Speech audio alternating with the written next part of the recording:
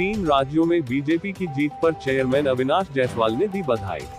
खबर गाजीपुर से है, जहां आदर्श नगर पंचायत दिलदार नगर के वर्तमान चेयरमैन अविनाश जायसवाल ने 3 राज्यों के विधानसभा चुनाव में बीजेपी की जीत पर केंद्र सरकार को बधाई देते हुए कहा कि मध्य प्रदेश, राजस्थान और छत्तीसगढ़ के चुनावों में भाजपा की प्रचंड जीत से गाजीपुर में बीजेपी कार्यकर्ताओं में खुशी देखने को मिली है।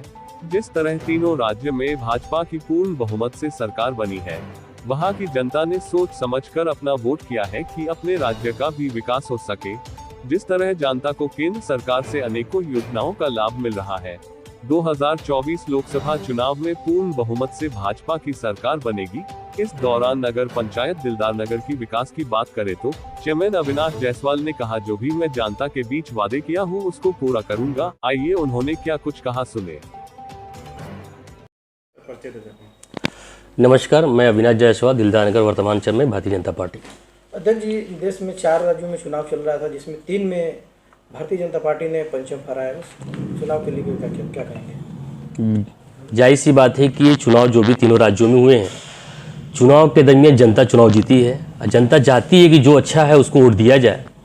मोदी जी के नेतृत्व में जो तीनों चुनाव हुए हैं, 5 राज्य में हुए थे चुनाव, जिसमें 3 राज्य में हम लोग को बहुमत प्राप्त हुआ है। जो इन्होंने काम किया, जितना भी जनता के बीच में काम किया, डायरेक्ट जनता के बीच के साथ साथ डायरेक्ट खाते से काम किया। उसमें नेतृत्व करने वाला डायरेक्ट खाते में आना, पैसा जनता को लाभ मिलना, ये बहुत प्राथमिकता है। ये सरकार की बहुत बड़ा योगदान भी है।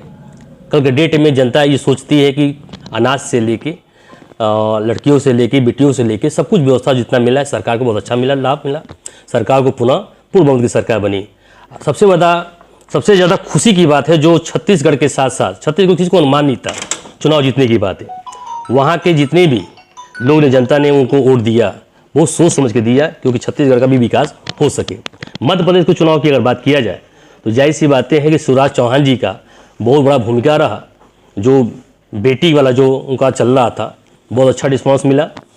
उनके साथ साथ बहुत पूर्ण बहुमत की सरकार उन्होंने बनाई। मोदी जी के नेतृत्व में जो काम हुआ बहुत अच्छा हुआ, उनको धन्यवाद देते हैं। तेलंगाना चुनाव देखा जाए, तेलंगाना राज्य है जहाँ पे कांग्रेस ने सरकार बनाई है, तो वहाँ पे क्या आपके नज़रिए से लगता है कि वहाँ पे बीजेपी पीछे नजर आई है? अगर माना जाए तो तेलंगाना की बात किया जाए, बीजेपी पहले थी 1 सीट थी, आज 10 सीट पे वहाँ पे है, उभर के आई है।